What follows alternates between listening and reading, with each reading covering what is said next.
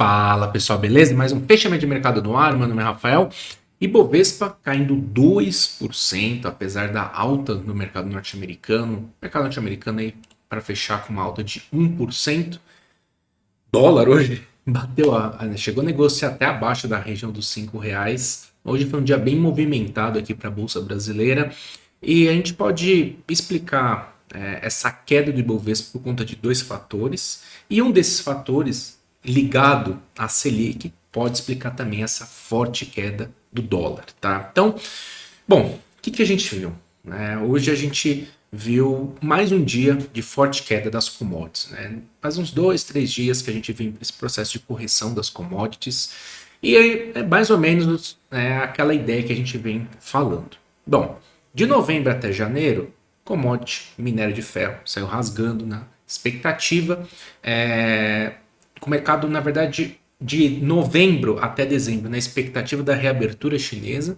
E aí, em janeiro, teve a reabertura, começaram a sair outros dados, e a gente viu, né, uma recuperação da economia, porque os dados, a comparação era muito fraca. E beleza, show de bola. Então, subiu nessa precificação, subiu no boato, e agora chegou o fato, que é a reabertura. Ok. Qual que é o próximo passo? Né? Qual que é o próximo fator que vai justificar o minério de ferro subir acima dos $130 a tonelada? Um dos pontos que podem trazer esse aspecto positivo, né? essa nova máxima, que a gente está falando da máxima do ano passado, é o programa de estímulo por parte do governo chinês. E eles falaram que ia ter esse programa de estímulo tal, né, durante o final de semana, lá no evento lá do final do ano, do ano novo chinês, só que até agora não teve nenhuma sinalização de nada. E aí estão falando, né, não, a gente vai fazer isso só em março, quando a gente, que em março tem, né, acho que é no meio de março, é por aí, a gente vai ter mais um encontro dos partidos, né, o encontro do Partido Comunista, e aí eles fazem as reflexões e talvez vão trazer um novo plano, né, de incentivos. Né? Geralmente acontece isso, algum outro plano. Então, assim, a expectativa foi precificada da reabertura. Essa nova expectativa dos incentivos, por enquanto não tem nenhuma, zero sinalização de nada. Então, o mercado, o que ele faz? Bom, subir nessa expectativa, vou corrigir um pouco minhas projeções. Afinal de contas, não saiu nada, nem rumor, nada, zero. Então, a gente tem um ajuste de expectativa. A gente estava muito otimista, agora a gente vai reajustando. Isso, né, implica numa correção, né, o minério de ferro aí caindo mais um dia, cerca de 2%, não, caindo 1,2%, e voltando para a faixa dos 125, $124 a tonelada. Então, assim, é um ajuste natural, normal, e os papéis de siderurgia e mineração que subiram nesse processo de alta do minério de ferro sofrem essa correção natural. O ponto é, né, realmente a gente vai ter essa nova rodada de estímulo? Se isso for uma verdade, provavelmente a gente vai voltar para o 130, quem sabe até superar. Se isso não for uma verdade, ou for algo bem assim, paliativo, nada muito assim, que vá trazer algum tipo de mudança de perspectiva econômica para a China, a gente pode ver a manutenção desse processo de correção. Significa que o minério de ferro vai voltar para baixo de 100, não significa isso. É só um ajuste de expectativa. Isso só vai acontecer se a gente tiver um lockdown. E não parece que é o cenário mais provável. Então, esses são os pontos, e as commodities seguem em queda depois da forte alta. Commodities é o quê? Mercado brasileiro. E o mercado sofre com essa queda. O segundo ponto, né, aí também petróleo subindo em queda, e o Petrobras também recuou 4,4%. Outro ponto é a questão da taxa de juros. Né? A gente teve a reunião do Copom e, assim, o comunicado era esperado um comunicado mais duro, né, no sentido de que a Selic vai ficar alta por mais tempo, mas veio ainda mais pesado, né, no tom do comunicado. né, o Bacen deixou muito claro, o cupom deixou muito claro o seguinte: bom, nós vamos manter esse juro alto por mais tempo, e que faz relação muito com a política econômica que a gente vem observando, que é um fiscal frouxo, né, um fiscal para gasto, e que a taxa de juros vai ser uma importante âncora da inflação, né, porque a taxa de juros alta é uma importante âncora de inflação porque reduz o crescimento, e também, né, é uma importante âncora de inflação para o dólar. Tá? E o que seria isso? Né? Por que o dólar é tão importante? Porque o que acontece? Quando você tem uma taxa de juros alta, que nem aqui, provavelmente a gente vai ficar em 13,75 ao longo desse ano, se tiver algum corte, pode ser alguma coisa muito residual no começo do ano que vem. Né? Isso se a inflação, né? A gente viu o aumento da expectativa de inflação por parte do Copom, e a gente vem vendo o aumento da expectativa de inflação por parte do mercado. Ainda tem que ver se o risco fiscal não vai afetar a expectativa de inflação. Enfim, e esse risco fiscal é um ponto importante a ser colocado na conta. Tá? Então a gente tem assim alguns pontos que sugerem pelo menos uma Selic a 3,75. Tá a mais? Está. Tem um exagero? Tem exagero, não estou dizendo assim. Poderia ter Poderia começar um início de corte de juros? Poderia. Com certeza, a gente subiu muito. Mas a gente tem muito risco na mesa para o Banco Central sair afrouxando a política monetária. Então, vamos esperar para ver o que vai acontecer. E nesse sentido, e parece que esse esperar que vai acontecer e a taxa de juros ficar alta por muito mais tempo, parece ser uma realidade para esse ano e talvez ano que vem a gente comece o ano também nesse cenário. O que o gringo faz? Né? O que ele vem? Tem uma modalidade de negócio especulativa que chama carry trade. Né? Tem robozinho para isso, é uma maravilha. Que é o seguinte: o que o gringo vem? Ele vai lá, pega empréstimo no mercado internacional, vai pegar a taxa de juros, né? Não está mais ridiculamente baixo nos Estados Unidos, mas está muito mais baixo que aqui, ou em outras economias que a taxa de juros está mais baixa. Nos Estados Unidos, né, a gente viu a expectativa agora de corte de taxa de juros. A gente deveria estar nesse mesmo processo, mas nosso momento fiscal talvez seja muito diferente. Tá? Então, o que o gringo vai? Ele vai lá, pega dinheiro barato lá fora e vem aplicar aqui no Brasil a uma taxa alta. Então, ele pega esse diferencial, né?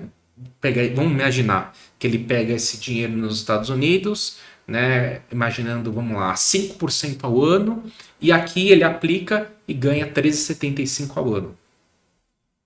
É um belíssimo diferencial de juros. E isso, o que acontece? Fluxo de dólares para a economia brasileira. É um fluxo produtivo de investimento? Não, é puramente especulativo. Justifica ter um juro alto para manter o dólar baixo a partir desse mecanismo? Eu, particularmente, não sou muito a favor disso, né? Porque você acaba sacrificando o crescimento de uma forma absurda, mantendo o juro alto. Mas é uma maneira de você controlar o dólar e controlar a inflação. Né? Cada um tem seu jeito cada um tem sua maneira de observar e trabalhar isso economicamente. E esse é o caminho que está sendo ligado agora, guiado nesse momento, que é esse. Né? A taxa de você deixa uma economia, uma taxa de juros alta, em troca de um fiscal mais solto, em troca de gastos, e você tem uma taxa de juros alta, você freia a inflação, querendo ou não, porque você deixa o dólar baixo, mas teoricamente, né, se você não tiver uma entrada de receita absurda, né, você de alguma forma vai inflar a economia por meio de política de gastos, né, política de crédito. Você infla a economia por meio de crédito, e a economia em si, né, no curso normal de uma economia com uma taxa de juros decente, ela fica inflada pelo crédito. Enfim, mas aí são modelos econômicos, aí se você quer discutir se isso aí é produtivo ou não, fica a seu bel prazer. Beleza? Então, esses dois fatores ajudam a explicar a queda do Ibovespa, muito por conta das commodities, e esse fator em especial, carry trade, em relação à Selic, explica essa forte queda do dólar, e o dólar deve ficar em níveis baixos, provavelmente, enquanto a Selic ficar alta, só se a gente tiver algum problema muito estrutural em termos de fiscal. Beleza? Então, dito tudo isso, vamos lá falar um pouquinho do Ibovespa. Vamos lá. Bom, o que a gente tem? A gente tem o Ibovespa fechando aí o dia com uma queda de 2%, né? E realizando um movimento importante. E qual é esse movimento? Está perdendo a região dos 111.500, 111 mil, está perdendo as médias que apoiam esse viés de alta de curtíssimo prazo no diário. Então, aqui, com esse movimento aqui, nós perdemos a tendência, esse viés de alta de curtíssimo prazo perdeu força. Ele foi anulado? Não, não foi anulado. Ele se mantém vivo acima dos 109 mil pontos. Então, por enquanto acima desse patamar, existe a possibilidade do mercado voltar a mostrar força compradora. Tá? Então, vale a pena ficar de olho, que aqui é um suporte bem importante. Como eu disse, se perder esses 109 mil pontos, esquece qualquer expectativa de alta no curtíssimo prazo. Tá? E a grande queda aí que a gente viu foi Vale. Né? Vale, confirmando a perda aí dos R$91, caminho aberto para voltar para os 87, né? Como a gente vinha comentando, e Petrobras também perdendo o patamar aqui dos 25, as médias, muita atenção para R$24, né? R$24, que é a principal referência de suporte. Tá? Se aqui é um suporte bem importante porque foi o ponto que abriu o caminho para esse movimento de alta. Então, pela tendência de alta de curto prazo, né, e pelo viés de alta que a gente tem aqui no curtíssimo prazo, a expectativa é por segurar por aqui. Se perder esse R$24, o negócio azeda um pouco mais. Tá? E do outro lado, né, chamou muita atenção hoje o movimento de SAMB, né, o papel, a empresa soltou seu resultado, foi muito afetada pela provisão lá de Americanas, mas se você tirar a provisão, tirando aquilo, né, que é algo teoricamente não recorrente, e se você vê a parte de inadimplência, carteira de crédito, não foi tão ruim assim. Então, inclusive, o mercado, o papel fechou praticamente estável. Se você for pensar no nível de provisão, essas coisas, deveria, né, o quanto que porque a provisão reduziu muito o lucro, né? O lucro ficou muito abaixo do esperado por conta da provisão. Agora, se você tirar isso, não foi um resultado excelente. Nossa, vamos comprar Santander porque vai para R$40. Não. Mas não foi um resultado horroroso. Essa é a palavra. Não foi um horror, mas também não foi um negócio que te sugere que vai ser uma maravilha. Né? Então, como papel, ele tá, né? A gente está falando aí do papel nas mínimas aqui do ano passado. Então, o mercado não puniu tanto, tá? Aí você viu, por exemplo, o Bradesco subindo, né? Subindo 1,28. Você viu o próprio Itaú subindo também cerca de 1%. Banco do Brasil em queda, né? Já deu um bom movimento de alta também. Tem Petrobras e Banco do Brasil, tem os negócios do CARF, né? Mas assim, é uma provisão lá que vai ter que colocar? Sim, mas não significa muito em relação ao valor de mercado dessas empresas. Então, assim, não justifica. Acho que aqui Banco do Brasil é muito mais uma correção, uma realização de lucros para comprar papéis que não andaram tanto, como o Itaú, um Bradesco, como o Santander da vida. E Petrobras, muito pela questão do petróleo. Né? Commodities em geral em queda, papel acompanhando esse movimento de correção. Beleza? Então, esses foram os destaques do dia em termos de blue chips. E também, né, o destaque em relação ao cenário macro. Fechado? Então é isso, pessoal. Grande abraço e até mais.